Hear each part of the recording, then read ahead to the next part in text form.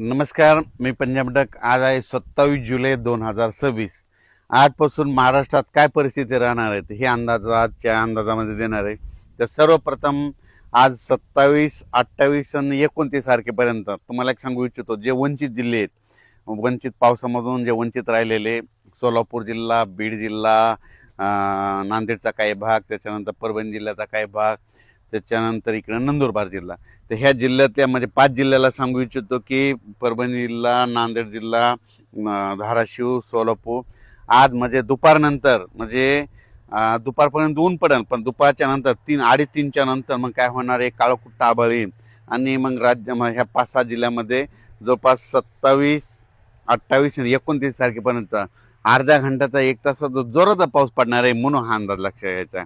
त्याच्यानंतर मग राज्यात आता परिस्थिती कशी राहणार आहे, तर राज्यातल्या सर्व शेतकऱ्याला सांगू इच्छितो की सर्वप्रथम मराठवाड्याची जे तहान भागवणारं धरण आहे ते जायकवाडी धरण म्हणजे नाथसागर, तर आजच्यानं कंप्लीट सकाळच्या अपडेटनुसार ते 54% झालंय. तर मराठवाड्यातले जे तहान भागवणारे जायकवाडी धरण आहे उद्यापर्यंत ते 62% जाईल, कारण की आज 60,000 क्युसेसनं पाणी चालू आहे. तर 62,000पर्यंत जाणार आहे म्हणून हा अंदाज सर्व शेतकऱ्यांनी लक्षात घ्यायचा. त्याच्यानंतर परत एक तुम्हाला शेतकऱ्यासाठी आनंदाची बातमी, कारण की बंगालच्या खाडीमध्ये एक कमी दाबाचा पट्टा तयार होत असल्यामुळं 29 तारखेला ते काय होणार आहे की इकडं नागपूरकडे येणार आहे. 29, 30, 31 आणि 1 तारखेच्या दरम्यान मग नागपूर, चंद्रपूर, वर्धा, भंडारा, गोंदिया, यवतमाळ, अमरावती, वाशिम, हिंगोली, अकोला, बुलढाणा, शेगाव, खामगाव, मेकर, जळगाव जामोद, जळगाव नांदुरा, जळगाव, धुळे, नंदुरबार आणि त्याच्यानंतर त्र्यंबकेश्वरकडं आणि इकडं गुजरातकडे जाणार आहे.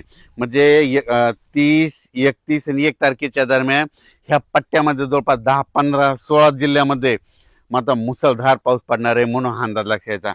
परत सांगतो मुसळधार पाऊस कसा पडणार आहे. नाशिक जिल्हा, नंदुरबार जिल्हा, धुळे जिल्हा, जळगाव जिल्हा, संभाजीनगरचा उत्तरेकडील भाग संभाजीनगर, त्याच्यानंतर जालना जिल्ह्याचा राजूर गणपतीच्या तिकडून जळगावपर्यंत म्हणजे जळगाव जिल्हा, जळगावपर्यंत, त्याच्यानंतर इकडं बुलढाणा जिल्हा पूर्ण, अकोला जिल्हा पूर्ण, अमरावती जिल्हा पूर्ण, त्याच्यानंतर इकडं नंदुरबार, आपलं नागपूर, भंडारा, गोंदिया, चंद्रपूर, यवतमाळ आणि वाशिम ह्या पट्ट्यामध्ये काय होणार आहे, मुसळधार पाऊस पडणार आहे. कारण की जे चक्रीवादळ मध्य प्रदेश आणि महाराष्ट्राच्या बांधीनं हे कमी दाबाचा पट्टा असा जाणार आहे आणि गुजरात